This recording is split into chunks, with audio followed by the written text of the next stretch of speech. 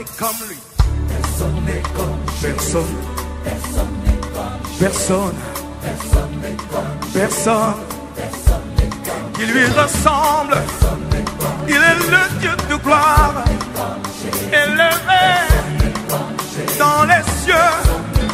Personne n'est comme lui. Personne n'est comme lui. Personne n'est comme lui. Personne n'est comme lui.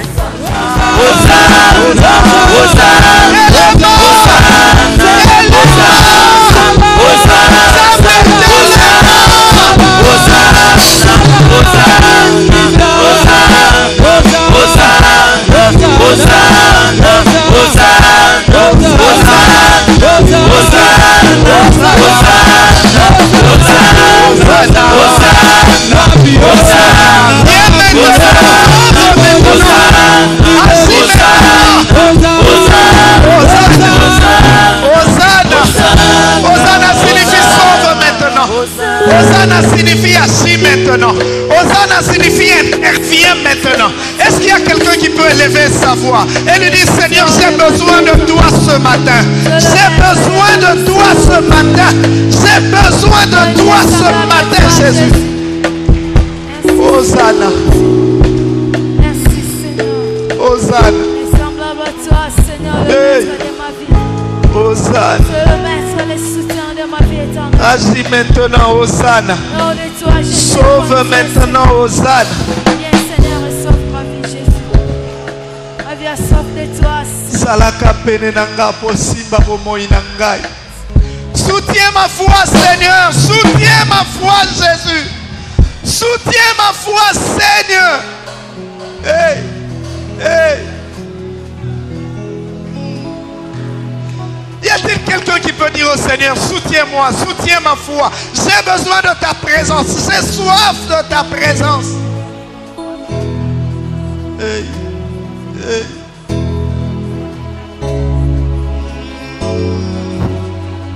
Mikolonios, Salaka penenanga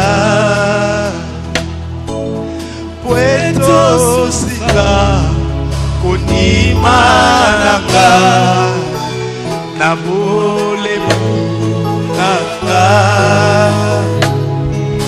Yakana Kuyanayo Salaka penenanga Yesu Salaka penenanga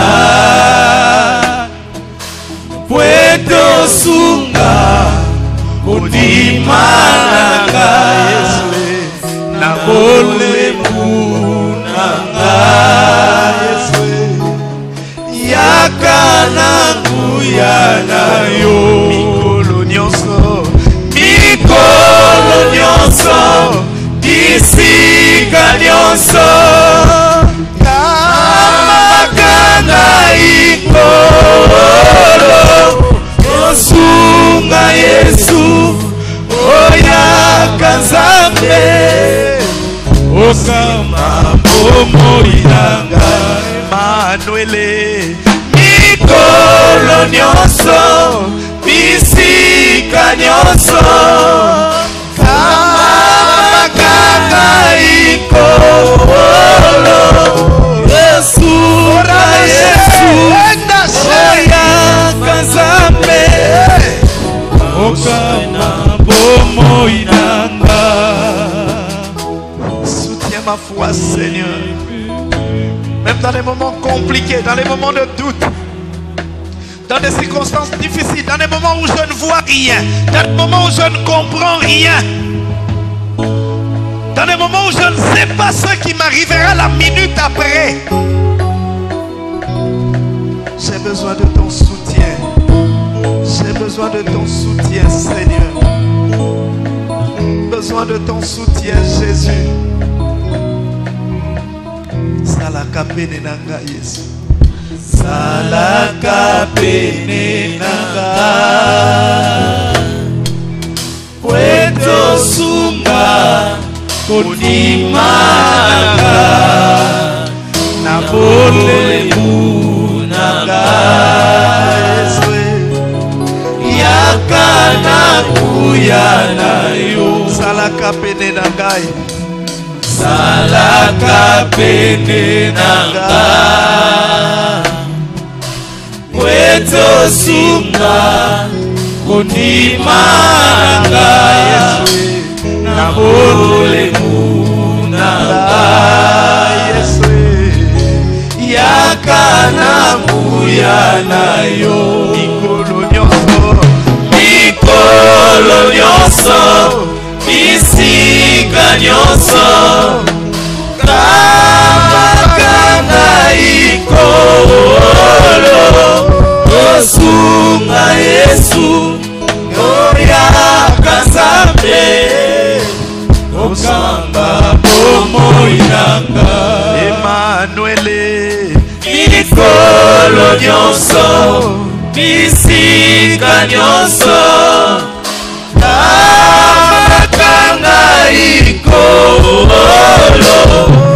Osunga Yesu Oyaka Nzambe Okamba bomoi nanga. Nous avons soif de toi ce matin. Nous avons besoin de toi, Seigneur. Celui qui conduit nos vies, c'est toi. Celui qui dirige nos vies, c'est toi. Celui qui a fermé nos vies, c'est toi. Celui qui a fermé nos pas, c'est toi. Alléluia. Merci, Seigneur. Merci, Jésus. Béni sois-tu, Dieu. Nous voulons t'acclamer, toi le roi de gloire, toi le Seigneur.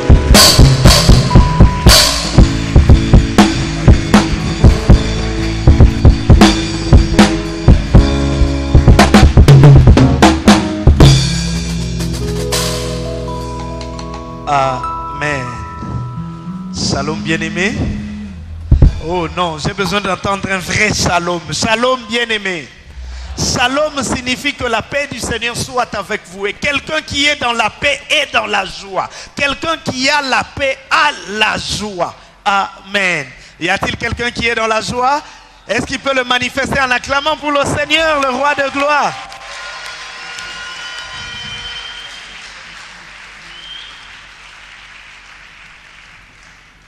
Que le Seigneur soit béni. Pour un temps, nous allons mettre entre parenthèses notre série sur Moïse, le leader que nous reprendrons probablement au mois de décembre, sinon au mois de janvier.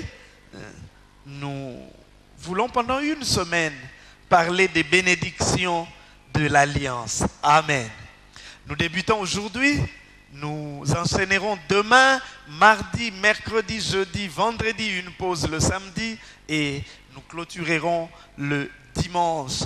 Pendant toute une semaine, nous allons passer en revue les grandes alliances de la Bible et nous allons voir quelles sont les bénédictions qui étaient attachées à ces alliances. Et nous aussi, nous voulons profiter de cette occasion pour renouveler notre alliance avec le Seigneur. Ça sera des moments d'enseignement, des moments de prière, des moments d'impactation, des moments où des choses peuvent changer dans la vie d'une personne. Et je souhaite à chacun de nous d'être là. Nous vous souhaitons la bienvenue dans le nom du Seigneur Jésus et nous souhaitons également la bienvenue à ceux qui nous suivent à travers les médias, que ce soit la télévision ou par Internet via notre chaîne YouTube.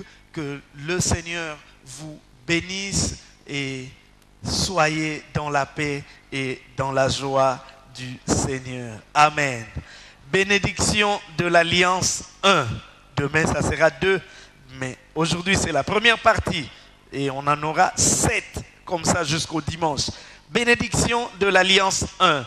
Nous allons lire aujourd'hui le passage de Genèse, le chapitre 2, du 15e au 17e verset. Genèse 2, 15 à 17.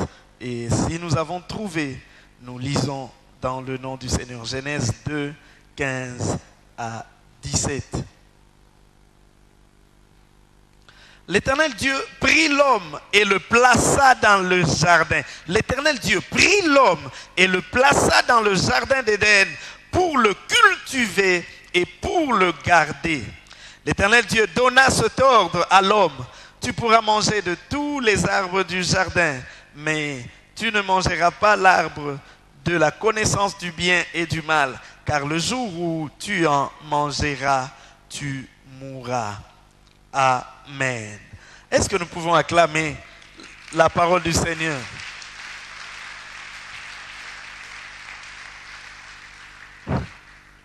Nous avons une double introduction que nous faisons aujourd'hui. À la fois l'introduction de tout ce qui sera dit pendant toute la semaine, mais aussi l'introduction sur la première de toutes les alliances que Dieu a conclues avec l'homme ou avec les hommes. Une alliance divine est une déclaration souveraine de Dieu par laquelle il engage sa personnalité. Une déclaration souveraine de Dieu par laquelle il engage sa personnalité à l'égard d'un individu, à l'égard de l'humanité en général, à l'égard d'une nation, à l'égard d'une famille particulièrement. C'est ça l'alliance. Déclaration souveraine de Dieu. C'est-à-dire que Dieu lui-même se prend en charge et il se dit, je déclare que si toi tu fais ceci, moi, Dieu, je ferai comme cela avec toi. Et cette alliance, il peut la traiter avec un individu, il peut la traiter avec l'humanité en général. Avec l'individu, nous voyons le cas d'Adam, dont nous parlerons aujourd'hui, avec l'humanité en général, lorsque Dieu traite alliance avec Noé et à travers Noé, il y a toute l'humanité. Et à l'égard d'une nation, la nation d'Israël, nous verrons l'alliance que Dieu, les alliances que Dieu a traitées avec Israël. À l'égard d'une famille en particulier ou d'une maison, nous le verrons avec David qui était en alliance également avec Dieu. C'est cela l'alliance. Dieu déclare solennellement que je veux faire comme ceci avec toi. Mais si nous observons bien, si nous regardons bien dans l'alliance, c'est vrai.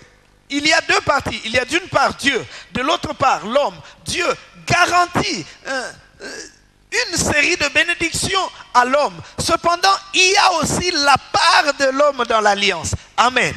Il y a aussi la part de l'homme dans l'alliance. Bien que Dieu soit en mesure d'agir, d'accomplir les choses comme il veut sans passer par l'homme, mais il y a la part de l'homme dans l'alliance. L'homme aussi a un rôle à jouer. Ainsi, la réponse de l'homme au dessein qui est déclaré par Dieu est très important. Et la réponse de l'homme à la volonté de Dieu, c'est l'alliance dans laquelle, c'est l'obéissance à laquelle l'homme décide d'obéir à Dieu et de marcher selon la voie de Dieu, de marcher selon la pensée de Dieu, de marcher selon la volonté de Dieu. L'homme obéit, l'homme déclare vouloir obéir à Dieu.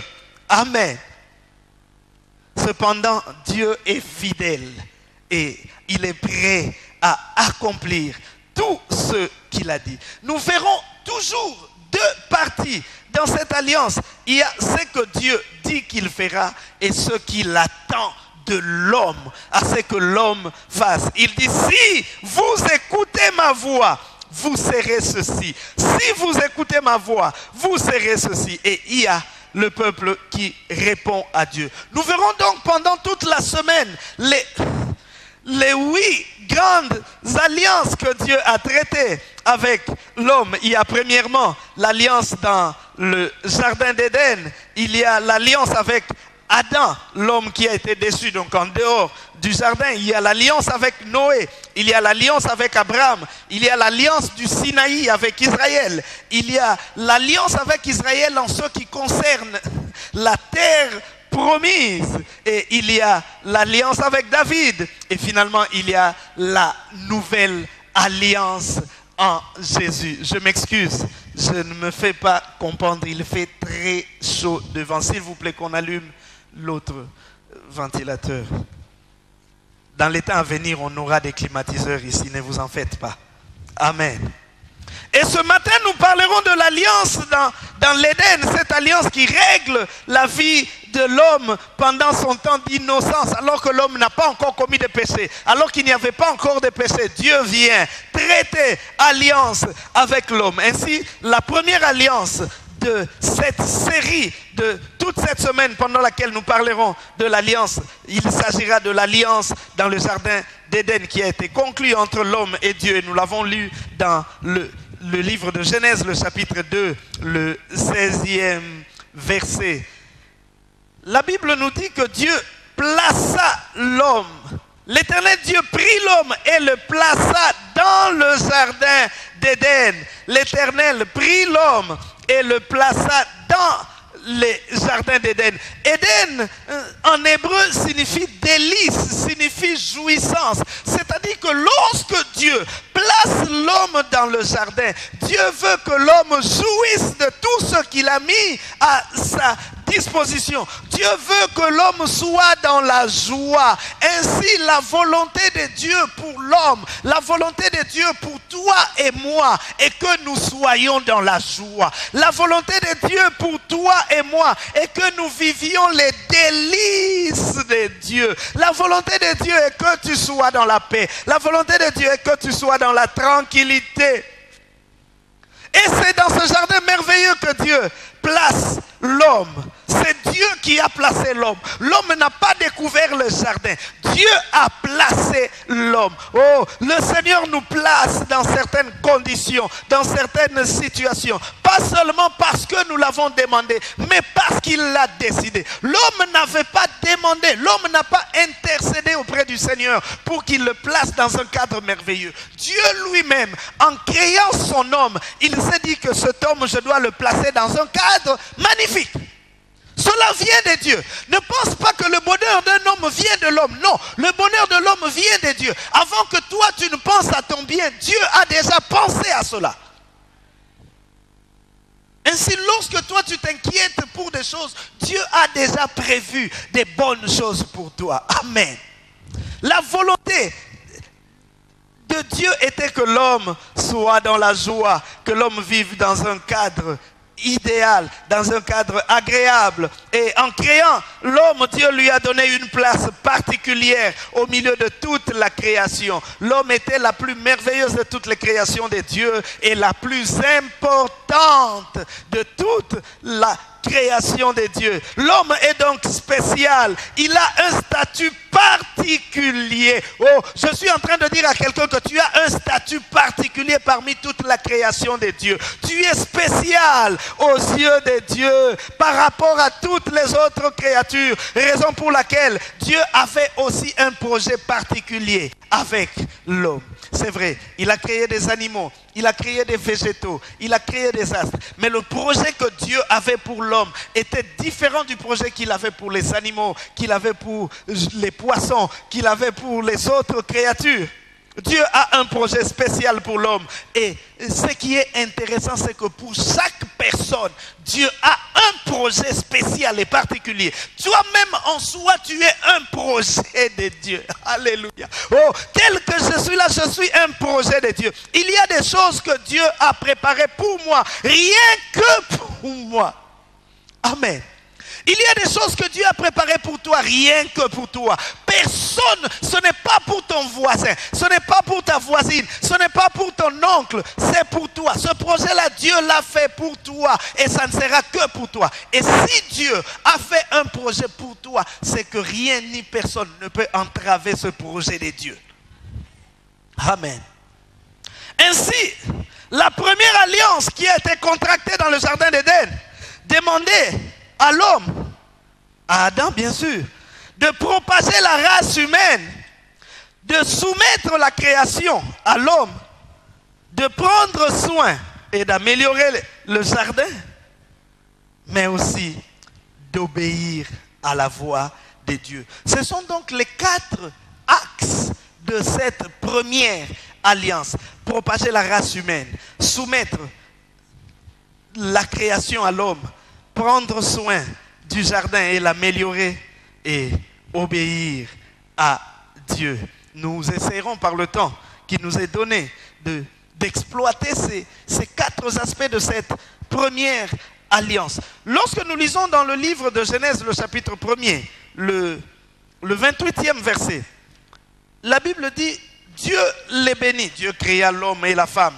Dieu les bénit et leur dit, soyez féconds, multipliez, remplissez la terre et la sujettissez et dominez sur les poissons de la mer, sur les oiseaux du ciel et sur tout animal qui se meut sur la terre. Ça, c'est l'un des premiers aspects de l'alliance entre Dieu et l'homme. Dieu crée l'homme, il le place dans un jardin où il y a bien sûr des plantes, il y a des animaux. Et Dieu lui ordonne de dominer sur toute la création. Et pour dominer, il devait commencer par être fécond. Et nous comprenons une chose, c'est que être fécond est un commandement. Oh, ce n'était pas un souhait.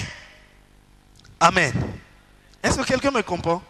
Ce n'était pas un souhait de Dieu. Il ne dit pas que je souhaite que tu sois fécond et que tu multiplies. Non, ce n'était pas un souhait. Dieu était en train de donner un ordre à l'homme. Il lui dit, sois fécond. Ainsi ce matin, le Seigneur donne l'ordre à l'homme. Il lui dit, sois fécond. Amen. Il lui dit, sois fécond. Il n'a pas supplié l'homme. Il n'a pas supplié la nature. Car Dieu ne supporte pas indéfiniment l'improductivité. Ce que Dieu voulait, c'est que l'homme produise, dans tous les sens du terme, qu'il produise d'autres hommes comme lui, mais aussi qu'il produise des résultats dans le jardin dans lequel il l'a placé. Sois fécond et multiplie. Sois fécond et multiplie. La volonté de Dieu avait été cela. Dieu était capable de créer plusieurs hommes et plusieurs femmes. Commencer avec une population de 100 000 hommes et femmes. Il pouvait le faire. Mais il crée un homme et une femme. Et il leur dit, soyez féconds et multipliez. Dieu ne commencera pas toujours par te donner beaucoup. Et il ne commencera pas toujours par te donner beaucoup. Il crée un homme et une femme. Il dit, multipliez et remplissez la terre. Seigneur, pourquoi n'as-tu pas simplement créé 1 million d'hommes et de femmes? Nous remplirions la terre. Non, non, non. Ce n'est pas comme cela que moi, Dieu, je procède. Je te donne peu et tu travailles. Tu multiplies le peu que tu as jusqu'à en avoir beaucoup. Nous en parlerons tout à l'heure. Il leur dit, soyez féconds et multipliez. Malheureusement, certains esprits tordus ont prétendu que le péché d'Adam et Ève dans le jardin était de coucher ensemble. D'autres ont dit non, Ève a couché et il les a chassés du Jourdain. Je crois et je sais que mon Dieu est cohérent. Amen. Il ne peut pas dire une chose et son contraire à la fois. Il ne peut pas...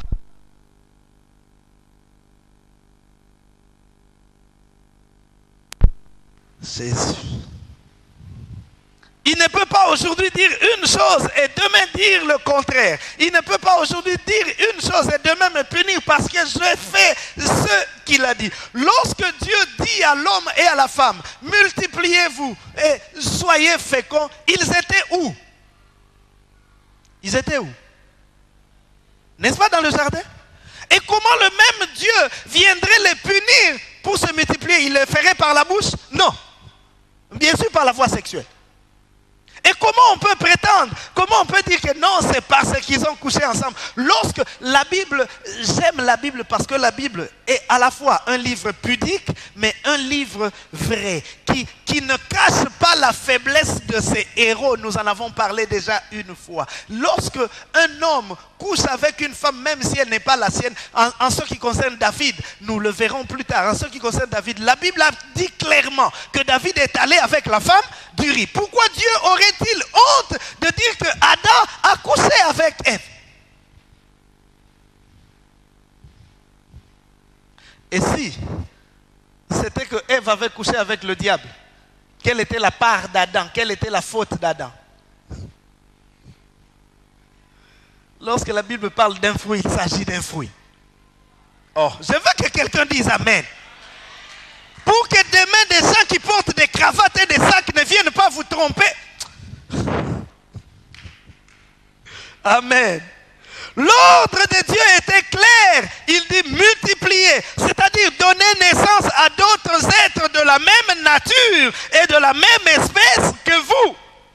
Et c'est ça la première bénédiction de l'alliance. Reproduire la même espèce. La première bénédiction de l'alliance. Écrivez-la. La première bénédiction de l'alliance, c'est reproduire la même espèce. Ce qu'on est, on produit quelqu'un d'autre comme moi. Ainsi, le plan de Dieu pour l'homme et la femme n'était pas qu'il soit stérile. J'aimerais que quelqu'un m'entende. Le plan de Dieu pour l'homme et la femme n'était pas qu'il soit stérile. Le plan de Dieu était plutôt qu'il donne naissance à d'autres êtres comme eux. Ainsi, le plan de Dieu pour une femme qui est en ces lieux n'est pas qu'elle soit stérile, mais plutôt qu'elle reproduise d'autres êtres comme toi. Si tu vis dans cette étape, le Seigneur te dit que le temps viendra bientôt où toi aussi tu reproduiras selon ton espèce. Tu reproduiras selon ton espèce. Dieu voulait qu'il produise d'autres enfants de Dieu. Et pour nous chrétiens, le plan de Dieu n'est pas que nous soyons stériles, mais que nous produisions d'autres chrétiens comme nous. Malheureusement, il y a des chrétiens qui sont improductifs. 5, 6, voire 10 ans à l'église, quand tu lui demandes quel autre chrétien as-tu produit? Fils unique. La génération des fils uniques. Il est seul, tel qu'il est là. Il n'a jamais produit quelqu'un comme lui. C'est difficile. Même, il y a des gens, même moi, je ne souhaiterais pas qu'il puisse produire quelqu'un comme lui. Est-ce que vous comprenez? En tout cas, même si on me demande, je vais refuser. Si Dieu me dit, est-ce que tu veux qu'il produise quelqu'un d'autre comme lui? Je dis, Seigneur, s'il produit, déjà avec lui, j'ai des problèmes. Et s'il se reproduit, quelqu'un que je dois appeler chaque semaine pour qu'il vienne au culte. Seigneur, comment m'a mis balai? Un même problème multiplié par 2. S'il t'était permis de produire selon ton espèce, je me pose la question, ton espèce c'est laquelle? Amen. Bon, habituez-vous, pendant cette semaine, je dirai tout. Je vais vous choquer, je vais vous blesser, je vais vous consoler, je vais vous penser, c'est comme ça. C'est ça la parole de Dieu. S'il t'était permis de produire selon ton espèce, tu produirais quoi?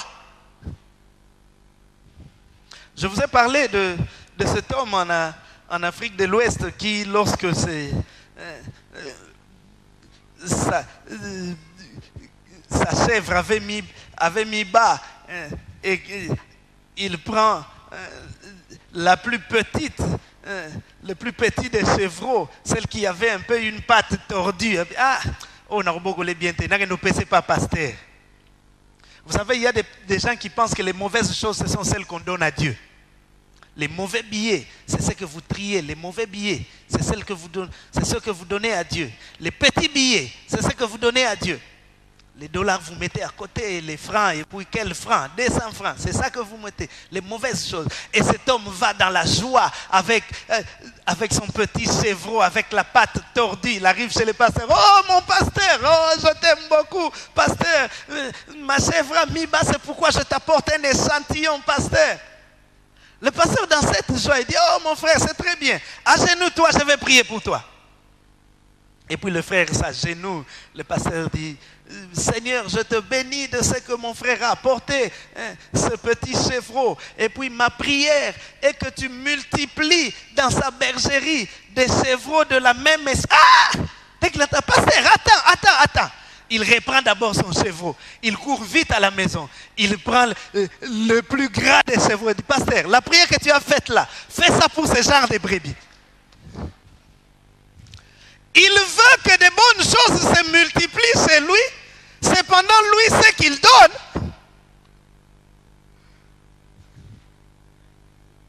Si tu donnes de mauvaises choses, tu entres dans l'alliance des mauvaises choses. Ce sont des mauvaises choses qui vont se multiplier chez toi. Amen. Oh, regarde ton voisin, dis bien Amen. Chacun est appelé à se multiplier selon son espèce, à produire d'autres comme lui. On aimerait que ce soit des chevaux gras pour que ceux qui seront multipliés soient aussi gras. On aimerait que ce soit des chrétiens matures. Un chrétien mature devra donner naissance à un autre chrétien mature parce qu'il servira d'exemple à cette autre personne-là. Mais si tu as été conduit à l'église par quelqu'un qui vient en délestage, il fait 2 cultes de dimanche par mois et puis la semaine il ne vient pas. Tu penses qu'il te dira non, toi il faut venir à chaque culte. On ne reproduit que selon son espèce. Et toi tu es de quelle espèce? Aide-moi un peu, pose la question à ton voisin, dis-lui tu es de quelle espèce?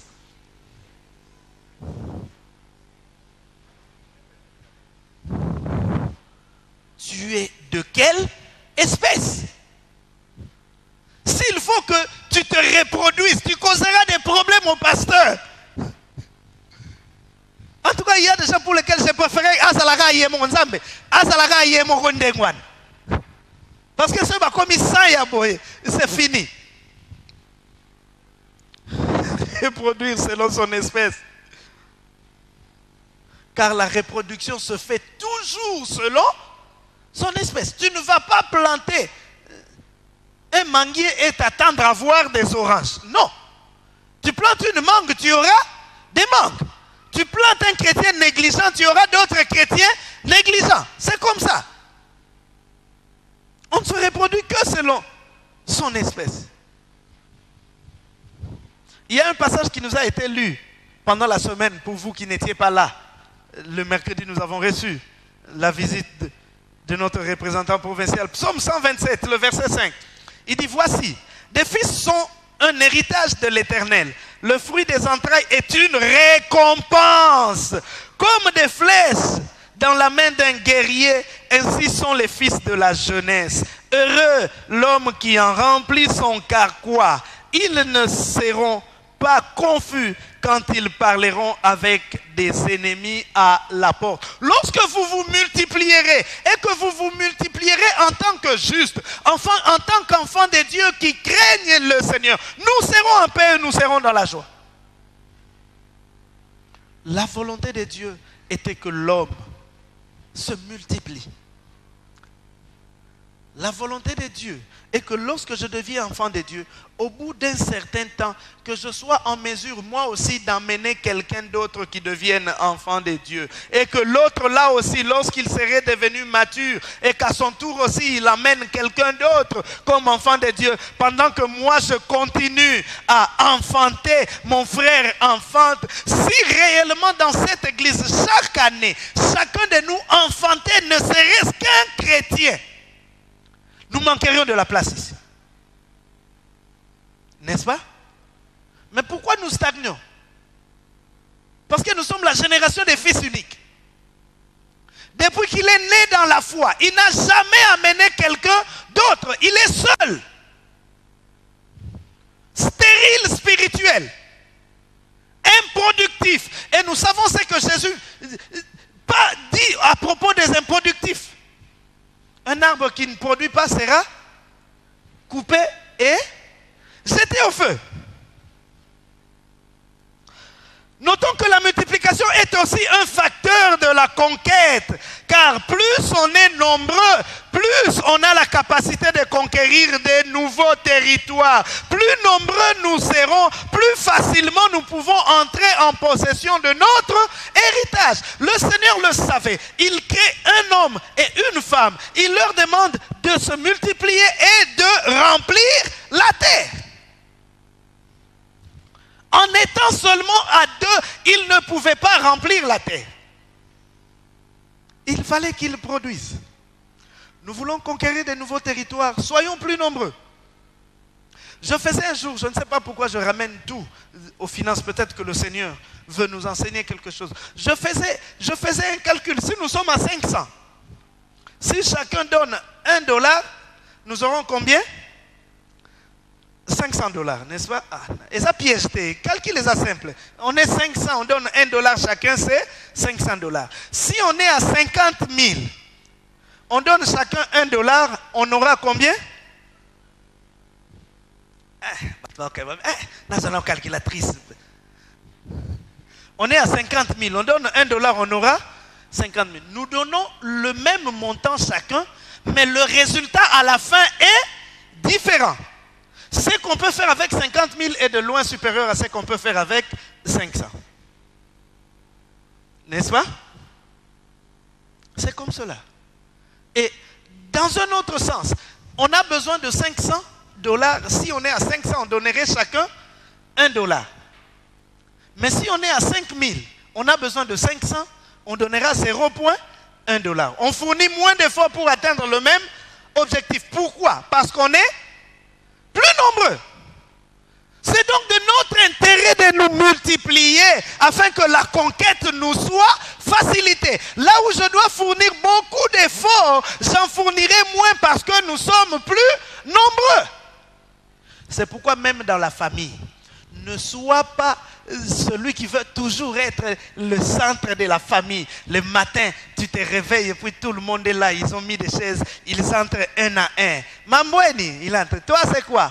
Oh non, moi, les enfants n'étudient pas ces jours-ci. Combien? Autant. Mansanga, viens. Toi, c'est quoi? Non, moi, les enfants sont mal assis. Kata, bossa et belé. Combien? Prends. Mon ampasse, viens. Et puis à la fin, tu dis, moi, vraiment, dans cette famille, si je ne travaille pas, c'est difficile. Et puis tu te réjouis. Non, au lieu de leur donner chaque jour, aide-les de manière à ce que chacun s'épanouisse et que vous soyez plus nombreux à intervenir. Lorsqu'il y aurait un cas, on t'appelle, on dit non, moi je suis intervenu la fois passée. Allez voir Mansanga, dites-lui que lui aussi intervienne. C'est comme cela que les choses doivent marcher. Ne sois pas seul. Tu souffres parce que tu es seul. Malheureusement, Congolais que tu es, tu te réjouis du fait que tu sois seul. Si Adam était Congolais, il a dit, Seigneur, si tu se multiplies, jardin zamouké, te relie à bien, tikato zabisomoko. Il préfère être seul plutôt qu'être plus nombreux. Il veut être seul à manger beaucoup et même, il n'arrive pas à tout terminer. Il y a des restes. Alors que s'ils sont nombreux, ils produiraient plus. Est-ce que je parle à quelqu'un? Ne sois pas seul. Ne te réjouis pas du fait que tu sois seul.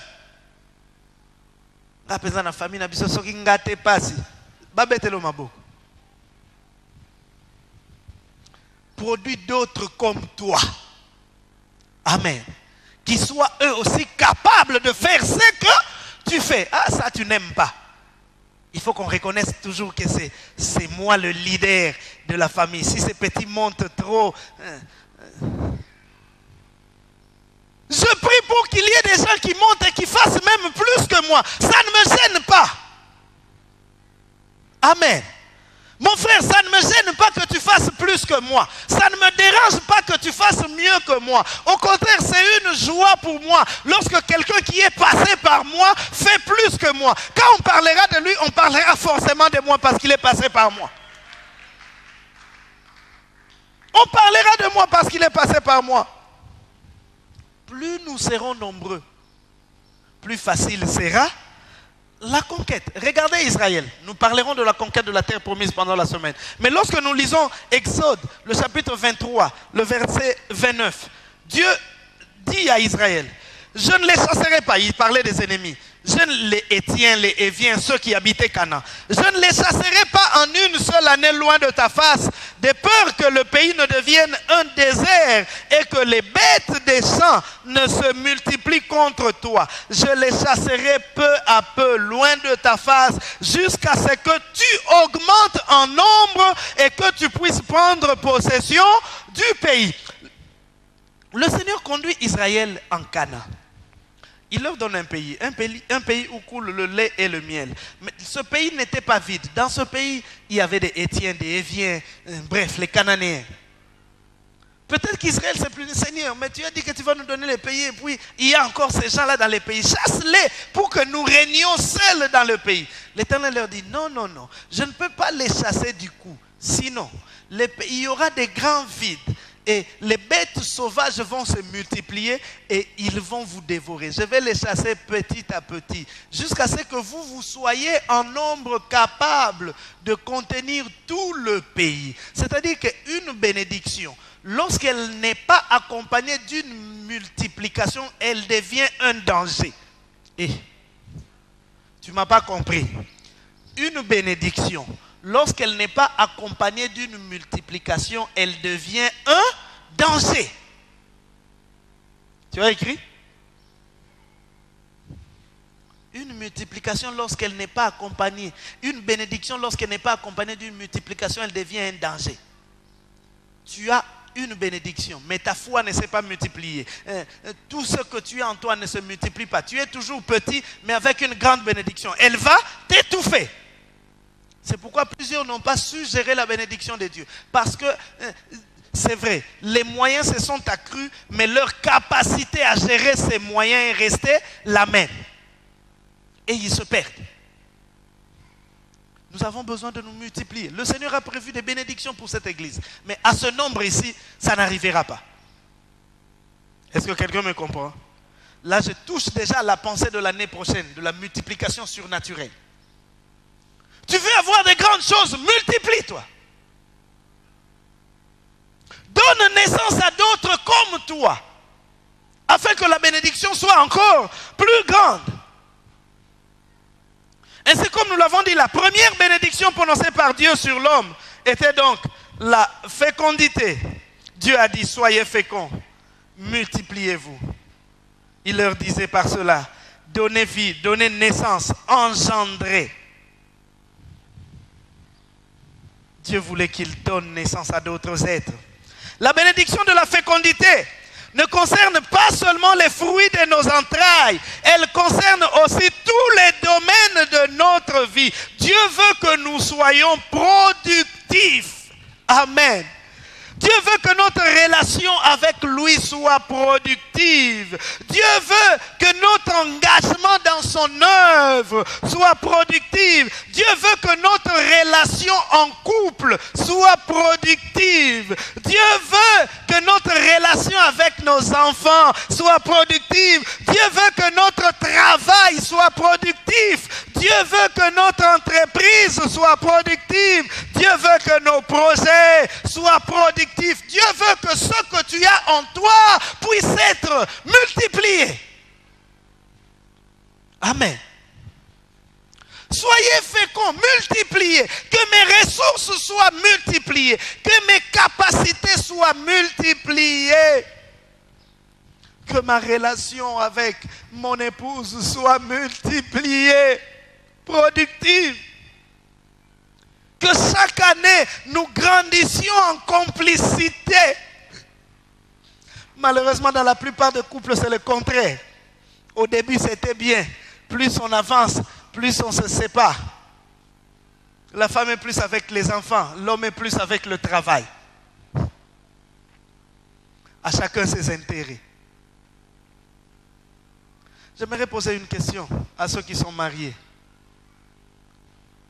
Est-ce que votre relation en couple s'améliore au fil des années ou elle se détériore? Bon, ne réponds pas.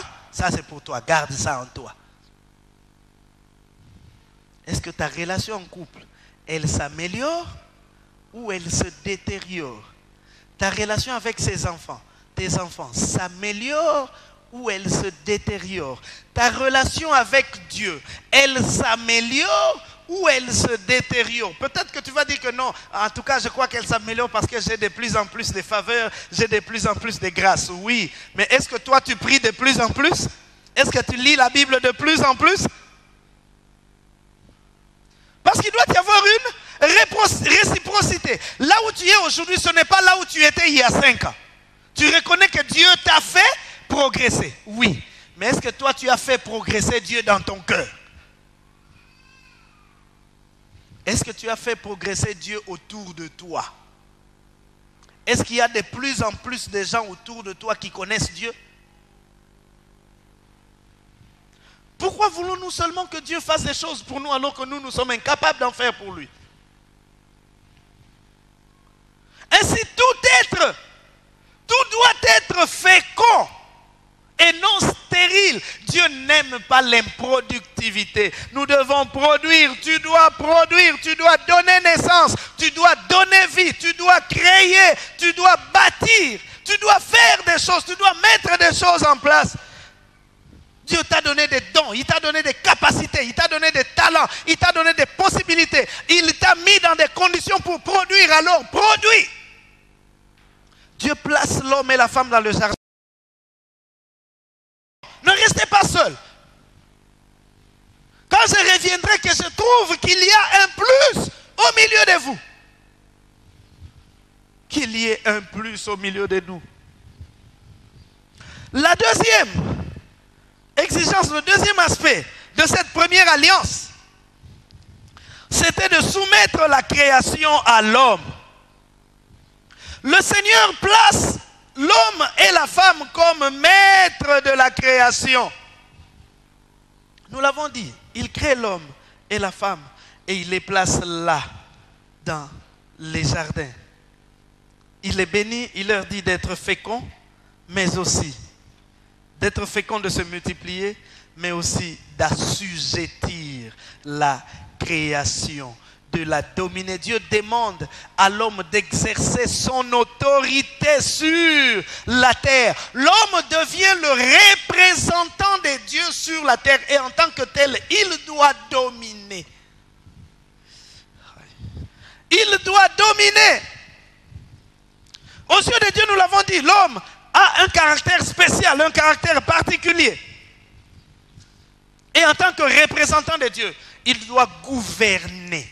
Il doit dominer. Malheureusement, c'est l'homme qui est dominé. C'est l'homme qui est gouverné. Les forces de la nature dominent sur l'homme. Les forces de la nature dirigent l'homme. Les forces de la nature règnent sur l'homme. Les forces de la nature écrasent l'homme. Alors que l'homme est appelé à dominer, à diriger. C'est pourquoi je dis que Dieu ne donne pas à l'homme un produit fini, mais il lui donne plutôt de la matière première et il lui appartient de la transformer en produit fini.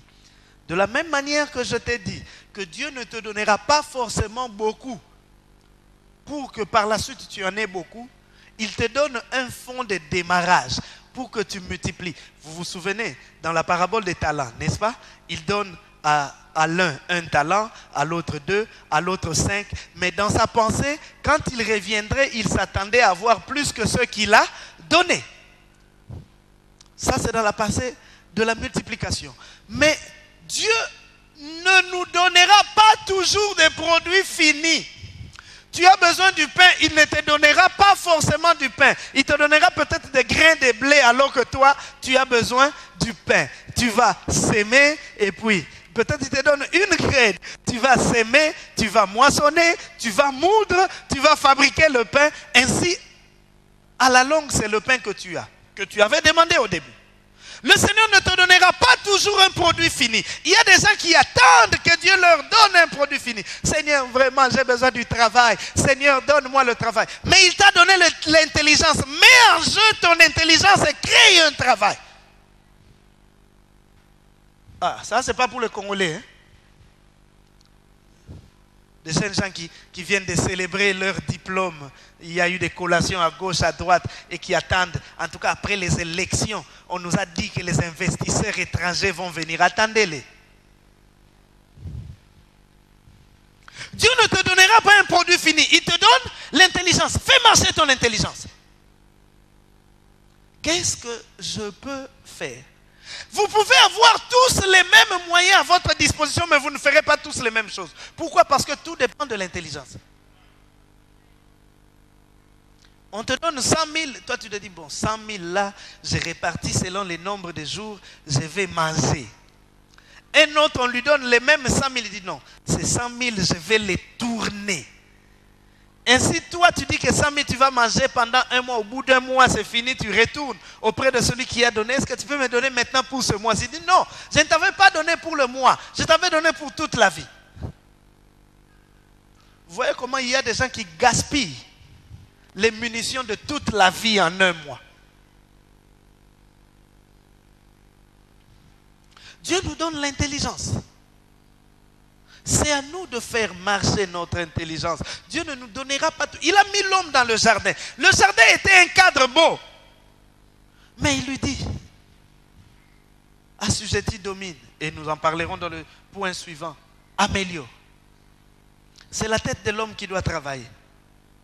La seconde bénédiction était donc la bénédiction de la domination sur toute la création. L'homme a été appelé à dominer. Vous savez, lorsque Dieu a créé l'homme, lorsque Dieu avait placé l'homme dans le jardin, Satan était déjà déçu. Lucifer était déjà déçu et il avait des acolytes, des anges déçus qui l'accompagnaient. Dieu savait que le diable existait. Est-ce que quelqu'un me comprend? Parce que non, tu vois, quand Dieu a dit de dominer, les démons n'étaient pas encore là. Adam était bien. Non, quand Adam était créé, les démons étaient là. Mais Dieu lui a dit de dominer, surtout. C'est-à-dire que même les petits sorciers, les petits occultistes de ton travail qui te font peur là, c'est à toi de dominer sur eux. Tu as été créé pour dominer, tu as été créé pour régner. C'est-à-dire que lorsque j'arrive quelque part, alléluia, lorsque j'arrive quelque part, je viens, je sais que peut-être en grade je suis subalterne, mais spirituellement, c'est moi l'autorité. Je sais que quand j'arrive, les démons tremblent. Je sais que là où je suis là, les petits sorciers tremblent.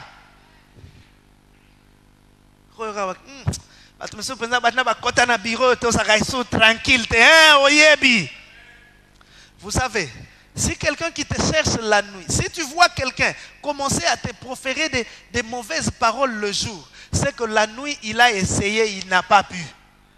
C'est pourquoi il y a des gens qui sont dans des bureaux communs là, vous verrez que on a besoin de travailler. Oui,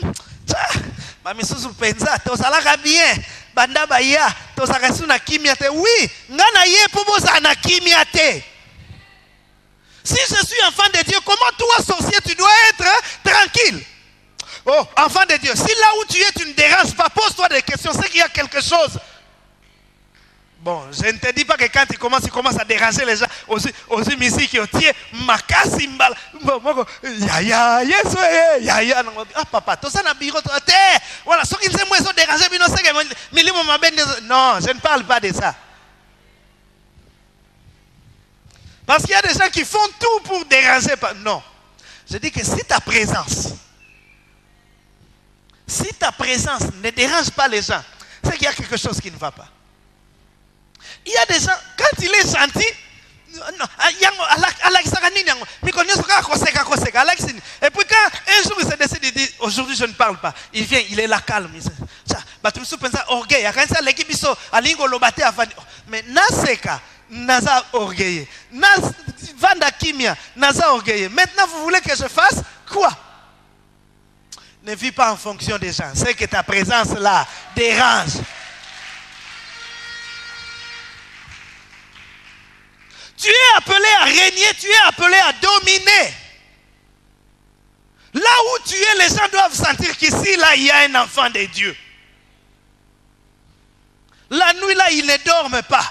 Le matin, ils se réveillent. Est-ce que Bokoko Sanchenga Ndakute Nazolalate Ponani dérange mes amis. Nini, Batiaki musique, te. Non, en tout cas, Naza laisse te. Tu sais ce qui s'est passé la nuit. Tu voulais sortir, mais tu as été empêché. Tu as été appelé à régner. Tu as été appelé à dominer. À dominer et sur les forces spirituelles, mais aussi sur les forces de la nature. C'est toi le maître, c'est toi le chef. Malheureusement, c'est le chef celui qui est censé être chef qui tremble. Combien de chrétiens ne tremblent-ils pas devant les sorciers? Il suffit qu'on te dise, dans cette parcelle-là, moi, 3 documents au Bazakuna. Ah, nakokota kunate, nakokota te. Ou alors, quand tu entres, tu fais des prières inspirées par la peur. Au nom de Jésus, au nom de Jésus, la Bible dit que là où je mettrai les plantes de mes pieds, Il me le donne en possession. Je prends possession. Non, non. Celui qui prend possession ne pleure pas. Celui qui prend possession est calme, il est tranquille. Il sait que là, c'est lui le maître. Là, c'est lui le chef. Là, c'est lui qui est appelé à régner. C'est lui qui donne des ordres et il ne reçoit pas d'ordre. Il ne reçoit pas d'ordre. Je ne fais pas des choses parce qu'un oncle a dit. Je fais des choses parce que Dieu m'a convaincu que je dois le faire. Je n'aide pas parce que j'ai peur. Si je n'aide pas, on va me faire ceci. J'aide quand je pense que non. Maintenant là, c'est cette personne que je dois aider. Je ne fais pas les choses sous la contrainte parce que je sais qu'au-dessus de moi, il n'y a qu'une personne, c'est Dieu. Au-dessus de toi, il n'y a qu'une personne, c'est Dieu. C'est toi qui es appelé. Quelqu'un qui est en alliance avec le Seigneur, il sait qui il est. Il sait qu'il n'a pas d'autre chef que Jésus. Il ne reçoit d'ordre de personne d'autre que de Jésus. Si Jésus dit, je ferai. Si c'est seulement parce que le grand-père a dit, ça ne se fera pas. La domination. L'alliance avec Dieu apporte la domination, l'autorité. À ceux qui ont cru, elle a donné, la parole a donné quoi? Le pouvoir d'être enfant de Dieu. Être enfant de Dieu, c'est posséder un pouvoir. As-tu un pouvoir? L'exerces-tu? Parce que d'une part, il y en a qui n'ont pas de pouvoir. D'autre part, il y en a qui ont le pouvoir mais qui ne l'exercent pas. Exerce ton pouvoir. Donne des ordres. Tu dois te connaître qui tu es. Et quelles sont les bénédictions qui sont attachées à ton alliance avec le Seigneur. Tu es appelé à dominer. Tu es appelé à régner. Tu es appelé à diriger. Tu es appelé à contrôler. C'est toi qui contrôles, c'est toi le chef, c'est toi le maître. Troisième, bénédiction liée à l'alliance dans l'Éden. Dieu dit à l'homme de prendre soin du jardin et de l'améliorer à sa guise. Notons là que Dieu fait de l'homme un participant à la création. Il ordonne à l'homme de poursuivre l'œuvre de la création. Au verset 15, nous l'avons lu. La Bible dit, l'Éternel Dieu prit l'homme et le plaça dans le jardin d'Éden. Pour faire quoi? Comment cultiver encore? Dieu a déjà fait. Est-ce que Dieu peut faire quelque chose de mauvais? Mais expressément, Dieu, en créant un jardin parfait, il laisse quand même dans la perfection du jardin, Dieu laisse quand même l'espace à l'homme de créer. Dieu n'a pas créé un aliéné. Malheureusement, beaucoup de chrétiens attendent des choses toutes faites, nous l'avons dit. Dieu crée le jardin et il dit à l'homme, améliore. Ah, Seigneur, tu es grand, tu es puissant. Tu es parfait. Ce que tu fais n'est que parfait. Mais comment tu vas me demander encore d'améliorer? Oui, ça dit que même dans ce que Dieu t'a donné là, tu peux améliorer. Amen. Améliore, modifie. Dieu ne t'a pas dit non. Là où j'étais placé, là, tu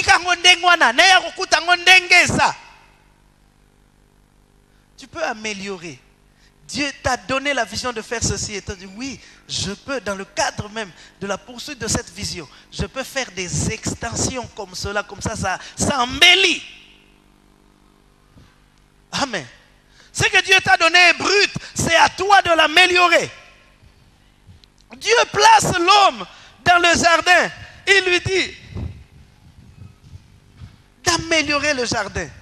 Dieu ne t'a pas créé pour copier. Il t'a plutôt créé pour créer. Dieu ne t'a pas créé pour copier. Il y a des enfants de Dieu improductifs. Tout ce qu'il fait, c'est voir ce qui se fait. Qu'est-ce qu'ils ont fait là-bas? Ça va, moi aussi je fais. Kuna balobi séminaire. Eh bien aimé, bokende nanute, bokende te. Lobi tozo banda séminaire. Papa, séminaire, on planifie à qui? Là tu copies. Crée. Améliore ce que Dieu t'a donné. Améliore le cadre de vie dans lequel Dieu t'a placé. améliore. Ça, je fais très souvent cette réflexion à ma femme. C'est que lorsque vous allez dans des lieux où il y a des camps de travailleurs ou des maisons qu'une entreprise met à la disposition des travailleurs. Je ne vais pas citer des entreprises. Il y a Matad ici, on en a, vous savez, n'est-ce pas? Et si vous regardez, la plupart de ces maisons, elles ne sont pas belles. Non pas parce que ceux qui ont construit n'ont pas construit des belles maisons, non. Parce que ceux qui y habitent disent que Zanda Kunangate, Zanda kwa l'État, Zanda kwa compagnie na Obongisango, Ponanin. Il est cadre, mais il vit dans une maison sale et il est tranquille. Vous vous retrouvez, hein? Je ne veux pas citer les noms des entreprises ici, vous connaissez. Il est cadre, mais c'est parce que l'État, on n'améliore pas, c'est comme ça. La peinture, depuis la peinture qui est là, c'est de 1981, et ça, des enfants qui ont fait des choses dans l'époque, qui ont touché au mur, c'est comme ça là. Il n'améliore rien. Et on va s'étonner quand il vient à l'église, il trouve un cadre beau, il mange les chewing-gums, il jette par terre. C'est comme ça qu'il est. J'ai choqué quelqu'un? C'est comme ça qu'il est.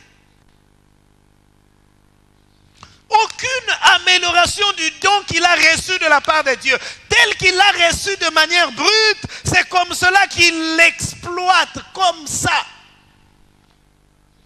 Dieu t'a appelé à créer. Dans l'alliance avec Dieu, tu as la possibilité de créer, c'est-à-dire de faire apparaître ceux qui n'existent pas. De la même manière que la Bible dit de Dieu, qu'il appelle à l'existence des choses qui n'existent pas, et comme si elles existaient, et voici qu'elles existent. De la même manière, Dieu fait de toi aussi quelqu'un qui appelle à l'existence des choses qui n'existent pas. Ce n'est pas seulement que cela est venu du ciel, mais il a réfléchi, il a prié, il a réfléchi, il a travaillé, il a créé. Amen. Et puis tu vas les jalouser. Non, nous tous, nous avons reçu les mêmes choses. Comment lui? Oui, parce que lui crée. Lui améliore. Amen. Même dans la relation, dans le foyer, améliore. Oh non, biso, na malongi ya makwela. Et c'est comme ça que tu es depuis 1985. C'est comme ça. Aucune amélioration. Tu es en 2018, mais tu vis comme en 1985. Na ila manwa kisobazoba yango lataka. Les kisobazoba, ça existe encore? C'est comme ça que tu es. Rien de nouveau. Tu n'ajoutes rien. Tu n'ajoutes rien.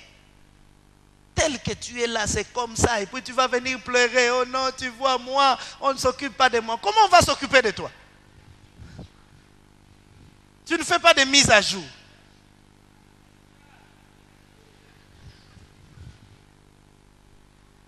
Aucune mise à jour. Tel que ça, les messages sortent. Votre logiciel est obsolète, est alioté. Vous avez déjà vu ça dans votre téléphone? Il faut réfléchir, il faut créer, parce que tu as été créé pour créer. Dieu t'a placé dans les jardins pour créer, pour améliorer, pour modifier, pour changer les choses. Ah Seigneur, là où tu m'as placé, c'est bien, mais je pense que je peux faire comme ça. Amen. Je peux faire comme ça. De manière à ce que même lorsque Dieu lui-même vient, Dieu est dans la joie. Il dit, ah, mais même moi, je n'avais pas pensé faire comme ça. Il faut modifier. Tu as reçu une grâce, tu as reçu une faveur de la part du Seigneur. Oui, elle est encore brute. Améliore-la. Améliore-la. N'attends pas à ce que Dieu vienne faire des choses pour toi.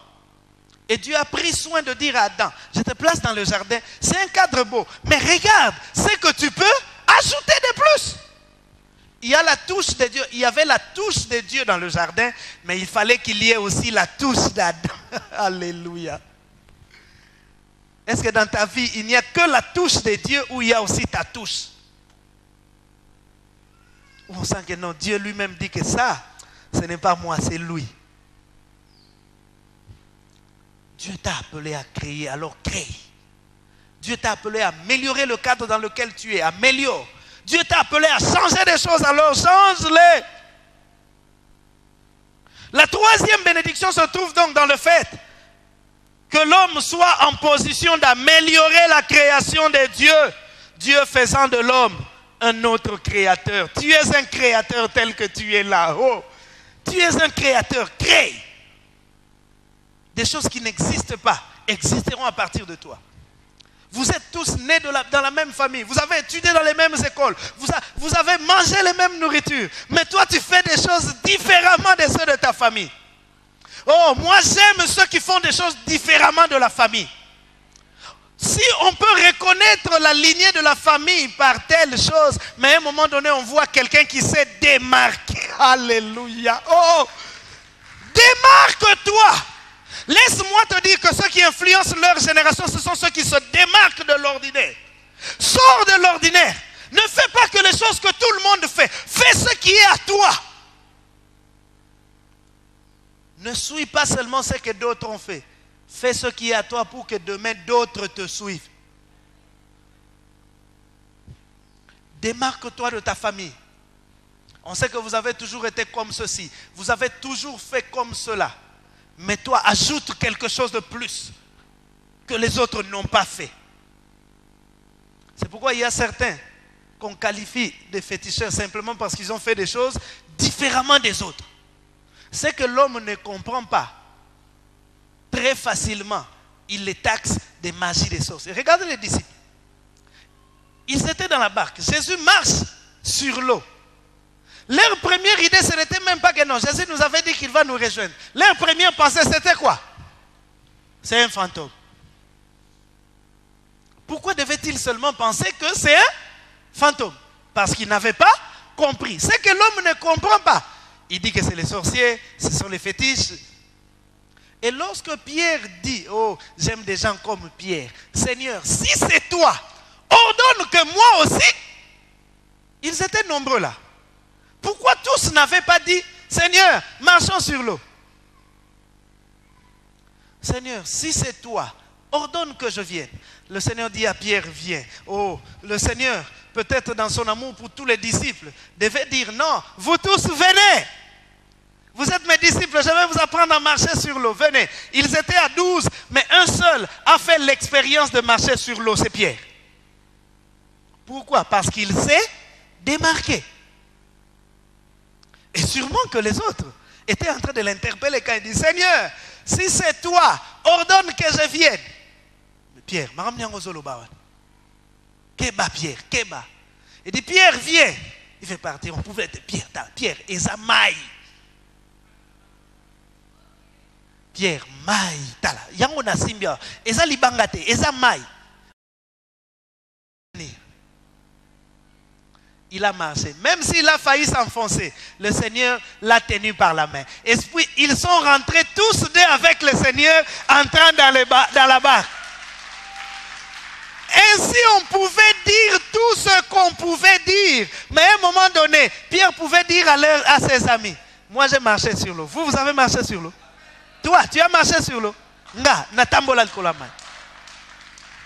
Ma prière est que dans cette année d'alliance, que tu fasses les choses que les autres n'ont pas encore faites.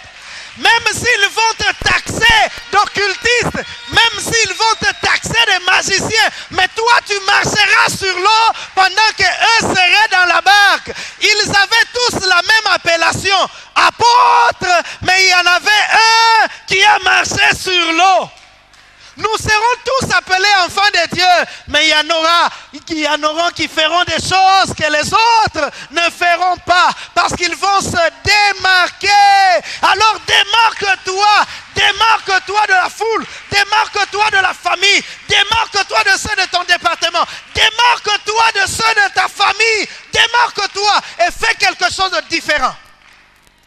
Fais quelque chose de différent. J'assume ma différence. On est dans la même famille, mais moi je suis différent. C'est pourquoi je fais des choses différentes. Mais tu es différent. C'est bon, critiquer, on va critiquer, mais tu es différent et assume ta différence. Merci Seigneur, je ne l'avais pas pensé comme ça. J'assume ma différence. Je suis différent. Je suis différent. C'est pourquoi je fais des choses différentes. C'est ça mon alliance avec Dieu. Ne m'attendez pas là où tout le monde va. Ne m'attendez pas dans ce que tout le monde fait. Je me démarque. Parce que je suis moi. Alors démarque-toi. Là où les autres ont peur, toi ose. Là où les autres attendent qu'on leur donne, toi va prendre. Là où les autres attendent qu'on fasse pour eux, toi fais. Est-ce que je parle à quelqu'un? Sois différent. Ceux qui marquent leur génération, ce sont ceux qui sont différents. Parce qu'ils font des choses différentes. La dernière bénédiction, le dernier élément de l'alliance, la dernière chose que Dieu a demandé à Adam, c'était donc d'obéir à sa voix. Et pour cela, il fallait qu'il puisse s'abstenir de manger le fruit du seul arbre que Dieu leur avait interdit. Ainsi, au milieu de toutes les bénédictions qu'il y avait dans le jardin, il y avait une restriction. Je ne sais pas si je me fais comprendre. Au milieu de toutes les bénédictions, de toutes les choses que Dieu a permis à Adam de faire et de toucher, il y avait une restriction. Cependant, il va toucher à cette restriction-là alors qu'il y avait plusieurs choses à faire. Il n'avait pas de quoi s'ennuyer. Il avait plusieurs choses à faire. Dieu ne l'a pas créé les mains liées pour lui dire que attends que je te donne des choses. Travaille, améliore, fais ceci, fais cela. Tu peux manger ceci, tu peux manger cela. Tu veux faire ceci, tu peux faire cela. Mais il n'y avait qu'une restriction. Au milieu de toutes les bénédictions que Dieu t'accorde, de toutes les choses que Dieu te donne à faire. Toi, tout ce que tu trouves à faire là, c'est d'aller prendre les maris d'autres. Au milieu de tous les frères que Dieu a placés là. De tous les frères qui sont là, aussi beaux les uns que les autres là. Toi, tout ce que tu trouves à faire, c'est d'aller prendre les maris d'autres. C'est ça l'autre face de l'alliance qui implique notre obéissance. Dieu attend de nous l'obéissance à sa parole. L'équilibre de l'alliance, ce sont aussi les restrictions que Dieu a placées. Car Dieu est un Dieu équilibré. Tu peux faire ceci, tu peux faire cela, tu peux manger ceci, tu peux manger cela. Le jardin est là, tu peux le modifier, tu peux l'améliorer, tu peux te reproduire, te multiplier, tu peux dominer, régner. Mais comme équilibre, tu dois obéir. Sans cette contrepartie, l'alliance est déséquilibrée. C'est pourquoi vous voyez certaines personnes, même s'ils se disent serviteurs de Dieu, mais s'il vit dans le désordre, il a cassé l'équilibre de l'alliance. Je t'en supplie, ne casse pas l'équilibre de l'alliance. Reste dans l'obéissance, c'est ainsi que l'alliance sera équilibrée. Plusieurs vivent dans des alliances déséquilibrées. C'est vrai, Dieu lui avait promis des choses. C'est vrai, Dieu a déjà mis en route certaines choses. Mais parce qu'en contrepartie, Dieu n'a pas reçu l'obéissance ainsi, l'alliance est devenue déséquilibrée. Oh, il y a une image qui me vient maintenant. J'ai vu dernièrement qu'on l'a enlevée. Mais vous savez, il y a des balançoires. Les enfants qui jouent dans sur les balançoires, c'est que lorsqu'un enfant est de ce côté, il faudrait qu'il y en ait un autre sur l'autre côté, comme ça ils peuvent balancer. Je ne sais pas si je me comprends. Je n'avais pas pensé à ça avant, j'allais mettre une image. Il faudrait qu'il y ait un contrepoids pour balancer. Lorsqu'il n'y a pas de contrepoids là-bas, qu'est-ce qui va se passer? L'enfant qui est de l'autre côté ne pourra pas balancer parce qu'il est resté là. Et même un danger il est même en danger parce que s'il se lève brutalement, le balançoire va chercher à monter rapidement et ça peut le blesser. Plusieurs ont été blessés comme ça. C'est ça ton alliance. Toi, tu es de ce côté. Ça descend. Il faudrait qu'il y ait de l'autre côté l'obéissance pour équilibrer. Et puis tu es en train de balancer. Et là, tu es dans la joie. Je baigne dans l'ambiance de l'alliance avec le Seigneur. Sans obéissance, l'équilibre est cassé. Dieu donne des règles pour rester en communion avec lui. Le but étant de maintenir l'homme dans le repos de Dieu. Et ce repos qui sera éternel, c'est-à-dire la vie éternelle. Et pour cela, Dieu exige de l'homme, dans son libre, Dieu a exigé de l'homme dans son libre arbitre qu'il ne puisse pas manger du fruit de l'arbre défendu. C'était là l'équilibre. Dans chaque alliance, il y a une contrepartie. Que l'Église m'entende. Dans chaque alliance, il y a une contrepartie. Si tu obéis, moi je ferai comme ceci. Maintenant, tu t'attends à ce que Dieu fasse toutes ces choses alors que toi, tu n'obéis pas. Ça ne marche pas comme ça. Amen. Ça ne marche pas comme ça. L'obéissance conduit à la bénédiction. L'obéissance maintient l'alliance en équilibre. L'obéissance te garde en équilibre. Tu ne tomberas pas parce que de l'autre côté, il y a ton obéissance. Tu ne resteras pas statique parce que de l'autre côté, il y a ton obéissance. Ainsi, le péché nous prive des bénédictions de l'alliance. Nous avons parlé des bénédictions de l'alliance.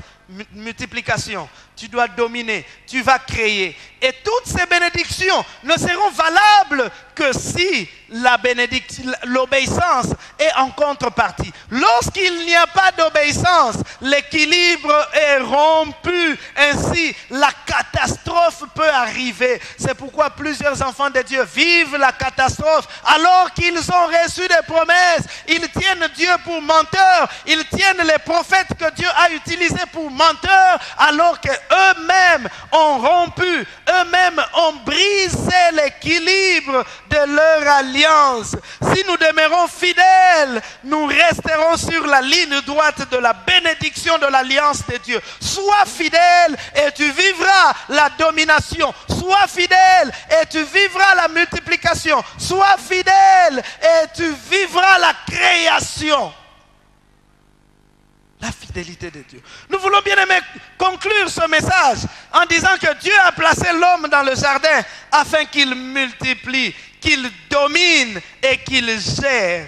Et dans chacun de nous, ces trois éléments doivent se manifester. Je dois donc connaître la multiplication. Je dois dominer sur la création et sur tout ce qui est autour de moi. Et je dois gérer avec la possibilité de créer. Ce sont là les premières bénédictions qui sont liées à l'alliance. Mais nous devons veiller à ce que le péché, la désobéissance, le péché ne vienne rompre cet équilibre de la domination, cet équilibre de la multiplication, cet équilibre de la gérance. Mais lorsque Dieu t'a créé, il t'a créé pour dominer, il t'a créé pour gérer, il t'a créé pour te multiplier. Oh, si tu ne vis pas encore ces choses dans ta vie, tu ne gères rien. Entre tes mains, il n'y a encore rien. Tu as la possibilité de rentrer auprès de Dieu pour lui dire, Seigneur, tu avais dit que tu m'as placé comme gérant.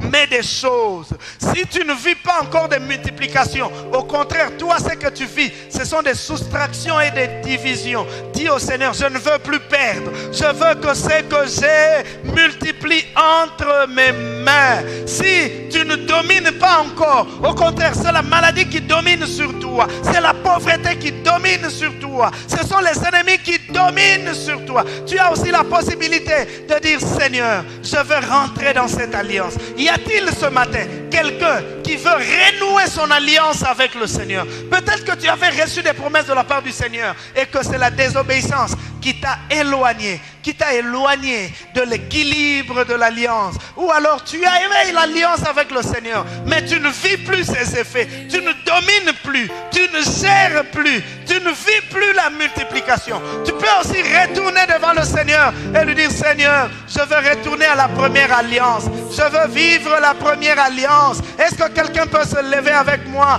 et dire au Seigneur, je veux vivre les effets de mon alliance avec toi. Je veux vivre les effets de l'équilibre de l'alliance. Commence à parler au Seigneur. Qu'est-ce que tu veux voir? Peut-être que c'est... Il est le Dieu de gloire, élevé dans les cieux. Personne n'est comme lui.